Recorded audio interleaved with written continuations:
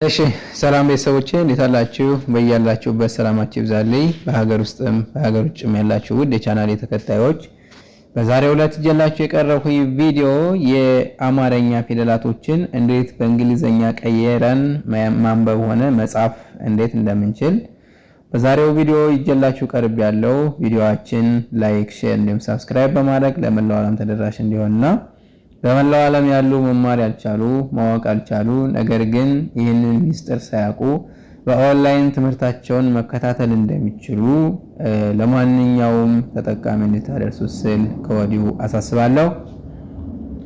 ስለዚህ ይህንን ቪዲዮ የምንማማረው ከመጀመሪያው ነው፣ ከመሰረቱ ጀምረን ከሀ ጀምረን ሌሎችንም ሌተሮች እናያቸዋለን። እናንተ ቪዲዮውን ላይክ፣ ሼር እና ሰብስክራይብ በማድረግ ለመላው ዓለም ተደራሽ እንዲሆን ስል ከወዲሁ አሳስባለሁ። በውስጥ መስመር ገብታችሁ መማር ለምትፈልጉ ደግሞ ቪዲዮ ላይ ባስቀመጥነው ስልካችን በኢሞ፣ በቴሌግራም፣ በዋትስአፕ እንዲሁም በሌሎች ሶሻል ሚዲያዎች ላይ በመደወል በኦንላይን ትምህርታችሁን መከታተል እንደምትችሉ ከወዲሁ ለማሳሰብ ፈልጋለሁ። ቀጥታ ወደ ትምህርቱ ሄዳለሁ። እሺ ሀ ሁ ሂ ሃ ሄ ህ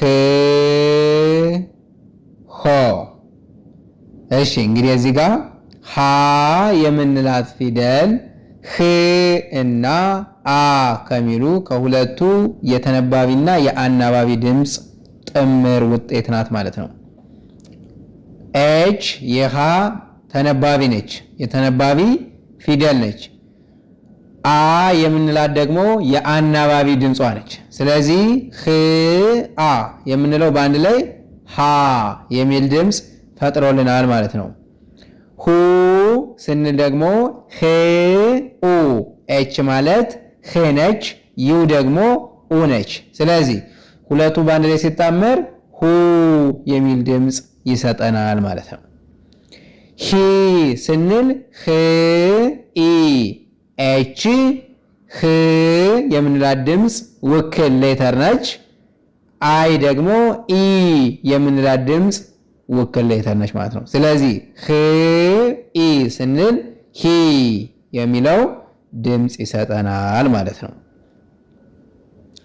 እሺ ሌላ ሃ ስንልም አሁን አራተኛ ላይ ደግመን ህ አ የሚል ድምፅ እናገኛለን።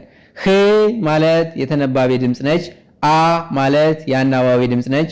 ሁለቱ በአንድ ላይ ሲጣመሩ ሃ የሚል ድምፅ ይሰጠናል ማለት ነው። ህ ኤ፣ ህ ኤ እዚህ ጋር አይ ኢ የሚለውን ኢ የምትለዋን መውሰድ ይቻላል። ስለዚህ ህ ኤ ስንል ህ የምንላት የተነባቢ ድምፅ ናት። ኤ የምንላት ደግሞ የአናባቢ ድምፅ ናት። ሁለቱ ሲጣመር ሄ የሚል ድምፅ ይሰጠናል ማለት ነው። ስድስተኛ ላይ ህ ስንል ኤችን ብቻ እንጠቀማለን። ያ ማለት ህ የሚለውን ድምፅ የምትወክልልን ማነች? ኤች ስለሆነች። ከዚህ ምን እንረዳለን? የተነባቢ ድምፆች መሰረቱ የስድስተኛ ፊደል ድምፅ ነው ማለት ነው።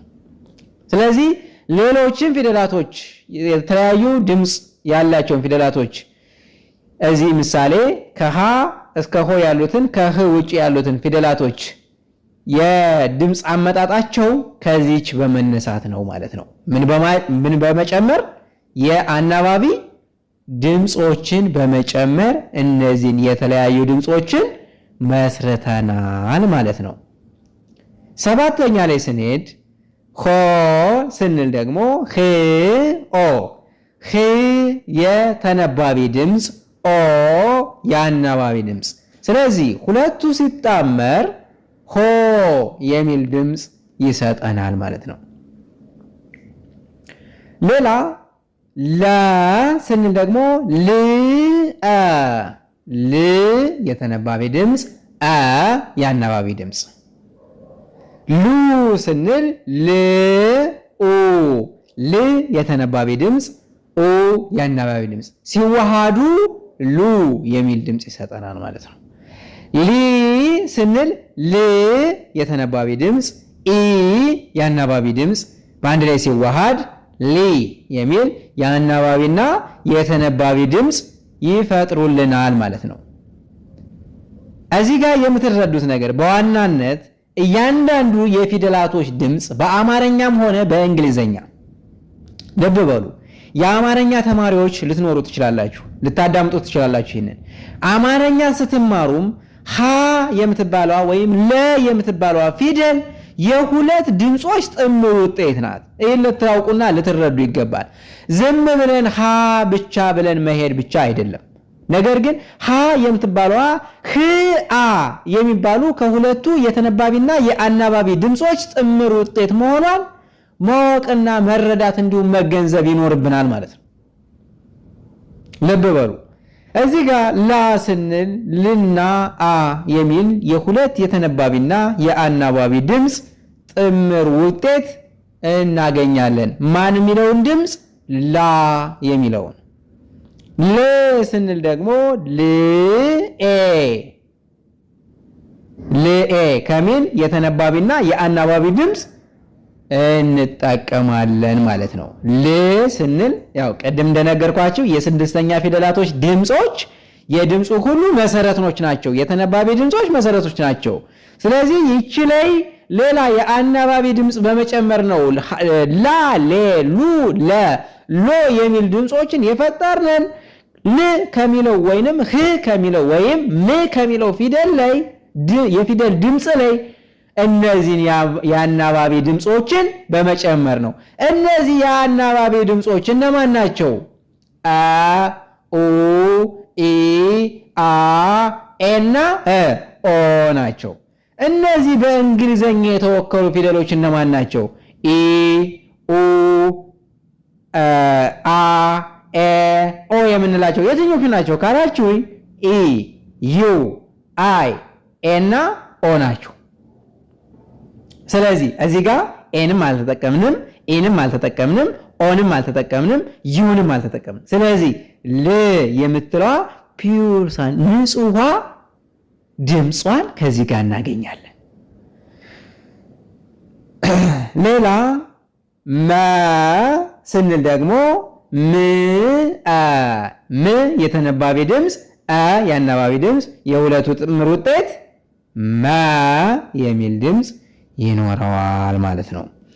ሙ ስንል ደግሞ ም ኡ የሚል የተነባቢና የአናባቢ ድምፅ ጥምር ውጤት ሙ የሚለውን ድምፅ ይሰጠናል። ይህ ሙ የምንለው ድምፅ የሚሰማን ከአንደበታችን የምናስወጣው ይህ ድምፅ የተነባቢና የአናባቢን ድምፅ በአንድ ላይ በማዋሃድ አንድ አድርገነው ነው ሙ የሚል ድምፅ ያወጣል።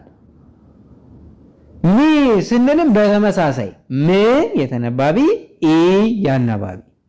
ማ ስንል ም የተነባቢ አ የአናባቢ። ሁለቱ ሲዋሃድ ማ ይላል። መጀመሪያ ላይ ም የሚል የሚሰማን ድምፅ ይመስለናል።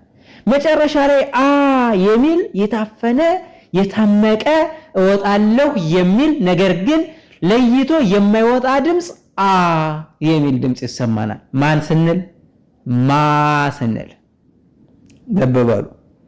ሜ ስንል ደግሞ ወደ መጨረሻ ላይ ኤ የሚል ድምፅ ይሰማናል። ይህ ኤ የሚለው ድምፅ የምን ድምፅ ነው? የአናባቢ ድምፅ ነው ማለት ነው። ስለዚህ ም ኤ እንላለን። ም ማለት የተነባቢ ድምፅ ነው።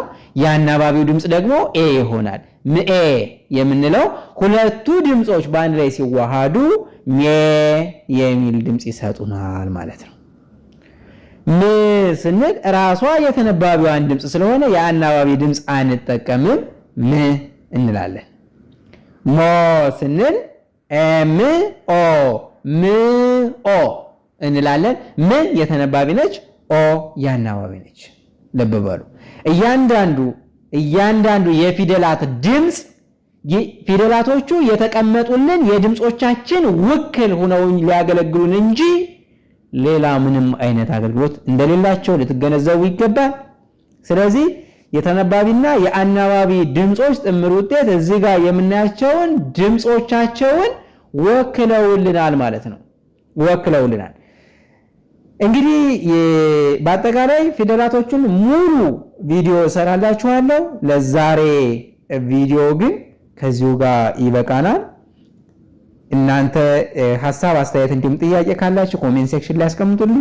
ለዛሬው ትምህርታችን እንዲሁም ቪዲዮአችን ከዚህ እናጠናቅቃለን። መልካም ጊዜ